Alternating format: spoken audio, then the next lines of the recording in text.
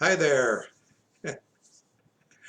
Sometimes when I do this is Brian McIntyre, again, fellow living in long-term recovery because of Alcoholics Anonymous and a 12-step program. And, you know, I'm a little late today, but I did get permission to stay out a little later as long as I stay in solitary. So, but I got a bunch of things going on in my brain today. I'm a little late getting on this thing today because I just got a call with a kind of heartbreaking deal. A young gal that's pregnant and doing meth, and boy, oh boy, it's a tough deal. But so I was a little down about that, and I wasn't going to do anything. But I figured, well, I better do something. But today is April 1st, and uh, as I read every morning, I read the daily reflection reading, and I've got an app on my phone, and the reading today was looking within. Step 4 is the vigorous and painstaking effort to discover what the liabilities that each of us have been and are. I want to find exactly how, when, and where my natural desires have warped me. I wish to look squarely at the unhappiness this has caused others and myself. Boy, and I'm not going to read the rest of it because that's a hard read, especially if you've never done it. Now, my own personal history is from the time I first got the information about a fourth step. It took me 17 years to get through it and do the fifth step. And I sure beat myself up and a lot of people around me because of it. But when I'm doing that, when I did that fearless moral inventory, and I may be repeating something, and I disclosed it to another person, it changed my life.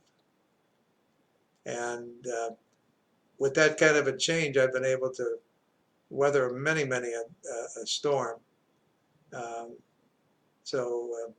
but I got an invite to go to a online meeting, which I'm going to do when I get done with this, and because all of us need some support, and so I'm looking forward to doing that. Um, been dealing with just taking care of business time and time again. I I'm trying to keep everybody working, and so I called the bank today to see if I can be of a benefit or get a benefit from this new infusion program that's going on. So we'll see what happens with that. Um, but overall, I find a real need in our community, and I've got a kind of a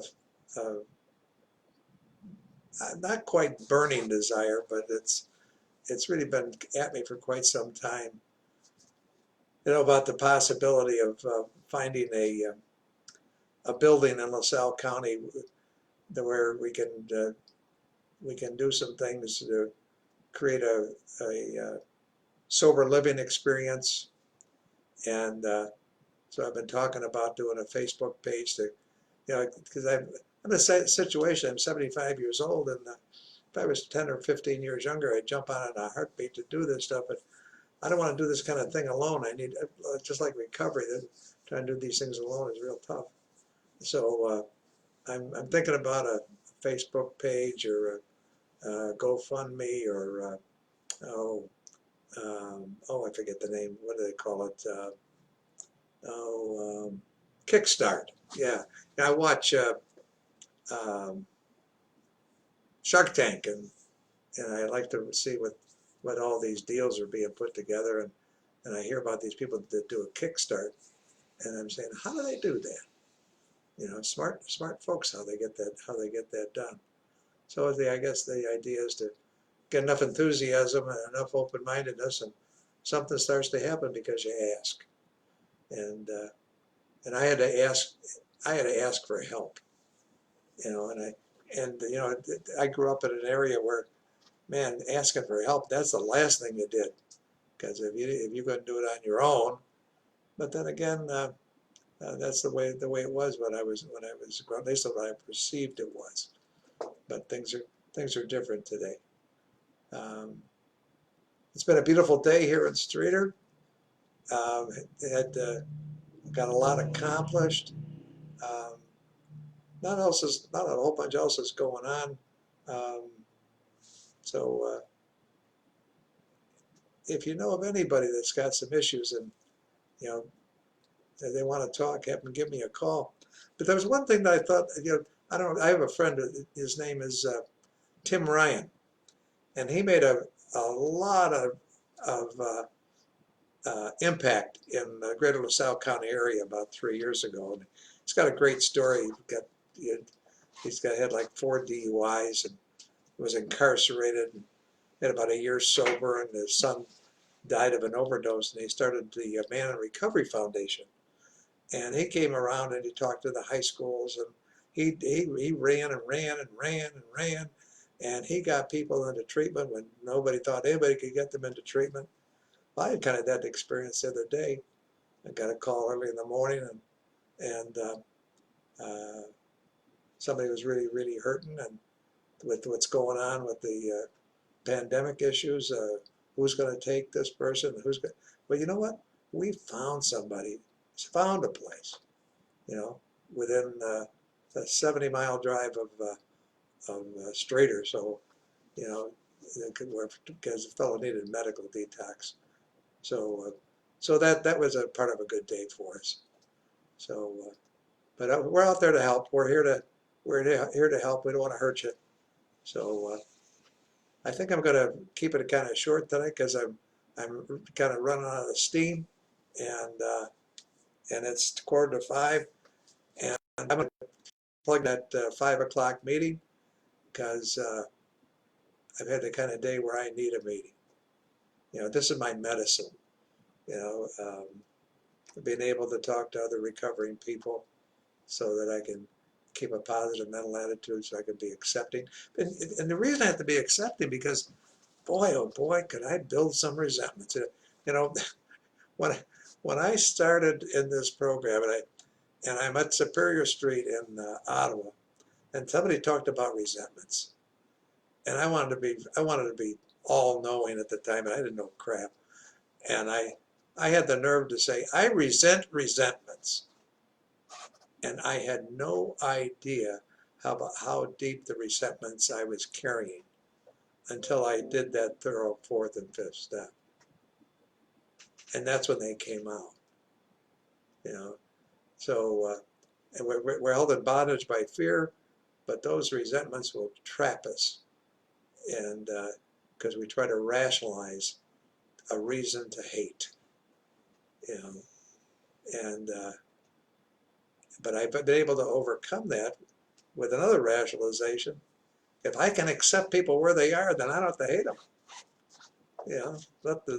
Leave that up to somebody else. Because what can I do about another human being other than be attentive and listen? And but anyway, I'm done sounding off for the night, and tomorrow I'll share something that's of interest to me, and maybe we'll try to get a little humor going tomorrow. So thanks for listening.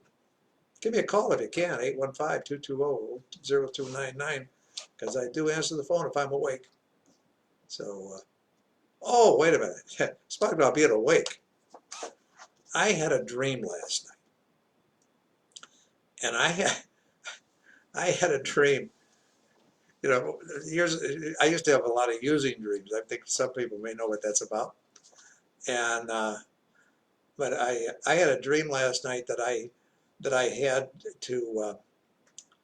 I had 8 people coming in for a class in risk education, and I had my group room all set up, and everything is in the right place.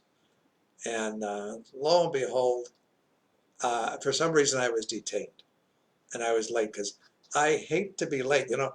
I believe that if a person is consistently late, it's a self-esteem issue. We get caught up in all kinds of stuff unless we call and say, "Hey, I'm running late." Well, I was running late. I came in my dream. I came into this meeting an hour late, and so there were more than 8 people there. There was like 24, 25 people there. And they all want to get this service done. And I'm going helter skelter, but somebody had moved all of my paperwork. You know, that's something like moving your cheese. And I'm frantic, racing around, and I can't, because now I'm on a deadline, because I got to get it all done be within an hour. And the reason that I had to get it done within an hour was that the virus was coming. You know, so go figure that. Well, that woke me up.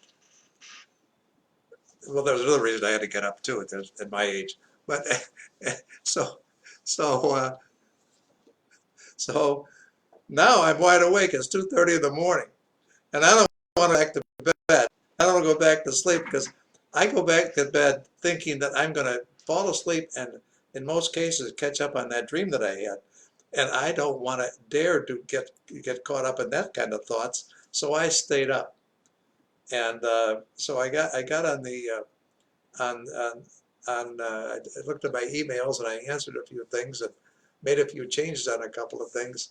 And lo and behold, I'm up until 4 o'clock, and so then I snoozed a little bit, but then I was able to take advantage of the senior citizen entree at Walmart at 7 o'clock in the morning. Boy, oh boy, is that a treat. I do have a custom-made mask now, and thank you, Kelly, for that. I sure appreciate it. She made 2 of them for me, and now I just have to get used to keeping it on. But you know what happens with those masks? If you got glasses, they steam up. So anybody got a cure for steamed up glasses? So, but anyway, that's what's going on in this guy's camp. Thanks for listening, and we'll see you all tomorrow, God willing. Thank you.